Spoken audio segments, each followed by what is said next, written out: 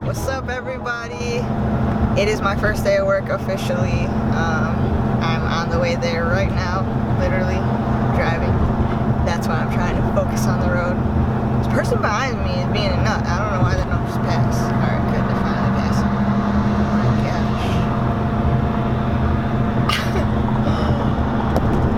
gosh. Alright guys, so yeah, this is what I chose to wear on the first day of work. Do you even care? Probably not. Probably, I mean, who cares, right? So yeah, I'm just cruising through Wisconsin, like I said. I work over the border. So it's not too bad of a drive for me. I like to drive, so I'm driving. But yeah, I just thought I'd check in with you guys on the way, see how you guys are doing. I hope it is well. I hope you are well. And by it, I mean, like, I hope you're doing well. Life is well. Everything is great. I am going to tell a story on the way home, I think, because someone requested story time with Tia Pro WCMX. So I think I'm going to get right to that. I guess that's when I'll let you guys know how the first day went. I'm not too nervous. I'm pretty stoked, honestly, to get out there and do something, make a little bit of money, get a car, you know, do all that good stuff. Yeah. So yeah, guys, wish me luck, and in a few seconds, you'll know how it went. Okay, now I feel awkward. Got this. Copyright. Alright guys, I made it through my first day. It was dope. There's seriously a lot of cool people on the panel. Like real cool people. I'm excited to get to know them more. They actually might come across this in time, so if any of you guys on the panel are watching this, hey, thanks for watching. It was pretty cool, actually. They wanted us to tell our name and where we come from, and a hobby or special interest of ours, and why, or like what we hope to achieve on the panel. And you know, of course, my biggest accomplishment right now, besides being a mother and a wife, is being fourth in the world for WCMX. So when I announced that, they all started clapping, which was like kind of cool and unexpected, you know. So thank you guys for making me feel that warm welcome, and for sharing that information. It is something that's actually really important to me and something I love a lot, so I was glad to share that. But yeah, I'm excited for this job. It's going to be a really good job for me. Be able to be important to the company as well as myself. Be able to get more for my family. You know, get another vehicle and all this stuff that I want to do. So I'm super excited. Thank you guys for the opportunity, and thank you guys for watching. I do still need to get into that story time, so probably when I'm resting with my feet up at home, we will get right into that story. But it is Aiden's last day of karate, so we're going to be going there too.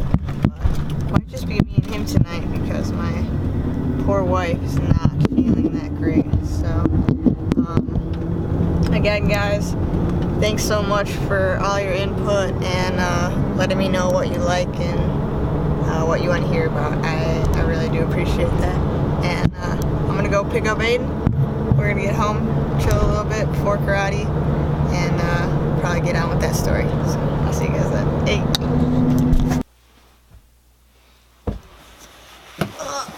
There you go, guys. Okay, so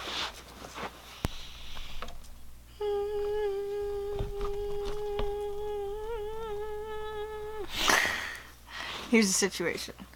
Came home from work and I was so tired that I went to sleep.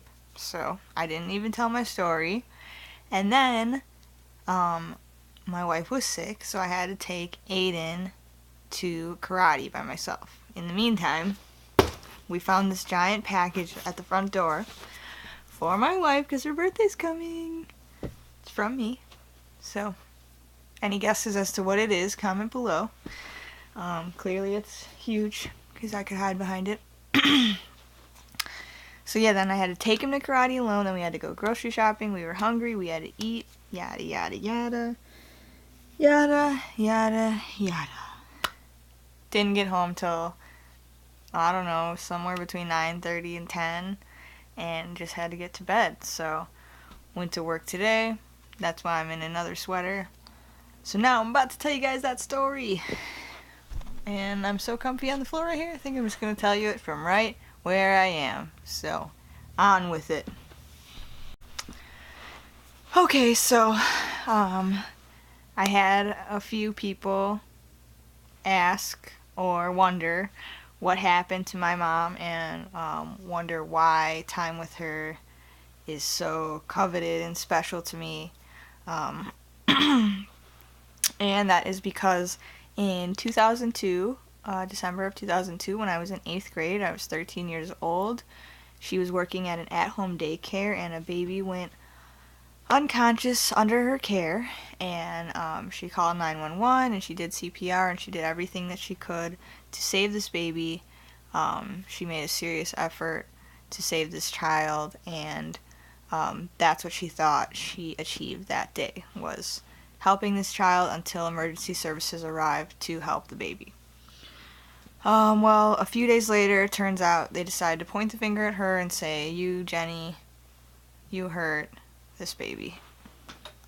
Jenny Delpreet is her name. I'll put it right here. Feel free to Google it, and you can read up on it as much as you want. And so anyways, she ends up getting arrested. They said she hurt this baby. Any brain damage or whatever this baby has is caused by her, so it's her fault. Well, we knew that was not the case, and we were going to fight it. And at this point in time, it wasn't that much of a charge. The charge was minimal battery or whatever, whatever that would be. Shaken baby syndrome, but not with intent to hurt the baby. Well, that poor baby passed away months later, and because of that, they decided to charge my mom with first-degree murder, which, if you're not familiar with first-degree murder, that means that you intended on killing someone. You thought about it, you planned it, you intended to kill. Well, in the meantime, they were only sentencing her 20 to 60 years, which is kind of weird. If you intend to kill someone, why would you only get 20 to 60 years? The charge and the years did not match up. So, she was in jail, she was found guilty, she was charged 20 to 60 years, first degree murder, intending on killing this baby. They ended up sentencing her to only 20, which was the minimum. She had a bench trial, which means the actual judge makes the decision. It's not a jury trial where they all have to make one unified decision and state that. So from the get-go, we kind of made a bad choice, but we didn't know anything about this, and our lawyers didn't really guide us the way they should have. So years and years go by, almost 10. My brother and I got separated from each other. We have different dads, so we had to go live almost an hour away from each other at his dad's and my dad's. Our family tried to get us together on every other weekend, but I was a teenager learning to drive, getting cars, getting my license, all this stuff, so that was what it was at the time.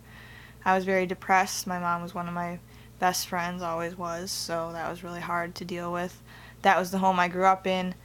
Those were the schools I grew up in. That's where my friends lived. Blah, blah, blah, Whole life was just taken away from me, pretty much. Me, my mom, and my brother were unusually close. We spent a lot of time together doing a lot of things, so us being apart was really, really hard on us all. We all have suffered many serious issues and minimal issues, and still have issues to this day because of this. But overall, about 7 years into the case, Northwestern Illinois, the Medill Justice Project or Medill Innocence Project, they actually went and took my mom's case on as a case that seemed weird and wrong because there was no evidence proving that she did this. She just was found guilty just because she was there.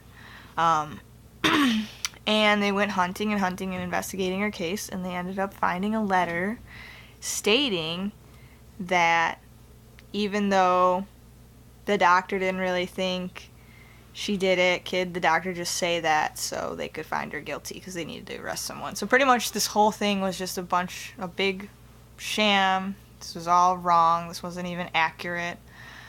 She was found guilty for something she legit did not do, and they just wanted to pin it on somebody. So that's what they did, you know?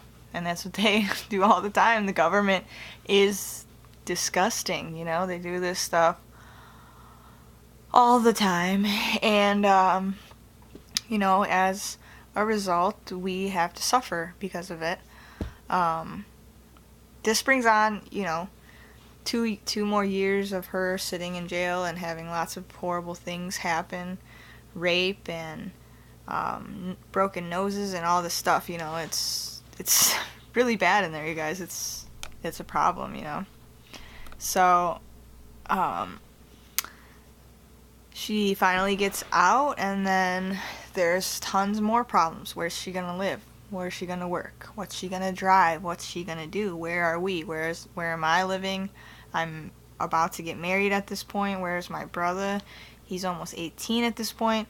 You know, life has gone by, and we're older, and we're different, and we're all living our own lives where we were once living as one unit, and now we're living as 3 units because of something that wasn't even our fault. So still, you know, almost 4 years later, we still suffer to get through it. So in the meantime, we are going to sue Will County. So I'm going to hide this, but to Will County, because seriously, they messed up our whole lives, and things would be a lot different if this didn't happen, but at the same time, it probably needed to happen. So I'm going to post the link below for the press conference. I'm going to post a story from Medill Innocence or Medill Justice Project, whichever one you want to call them. Links will be in the description. That's it, guys. Hope you enjoyed the story. Sorry it was kind of long. Only 7 minutes. That's not too bad. Give it a thumbs up if you enjoyed hearing it, even though it's kind of like a weird story. Luckily, in the end, my mom will be a really rich woman because she'll get to sue the county and their detectives and all that who caused us, you know, 10 plus years of harm and drama. Really, if you start from the beginning, 2002 to now, we're almost at 15 years of drama because of this. So that's it, guys. Make sure you always stick to the facts, tell the truth. Don't forget to stay positive. Keep rolling. Remember that I love you, and I'll see you guys tomorrow. Peace.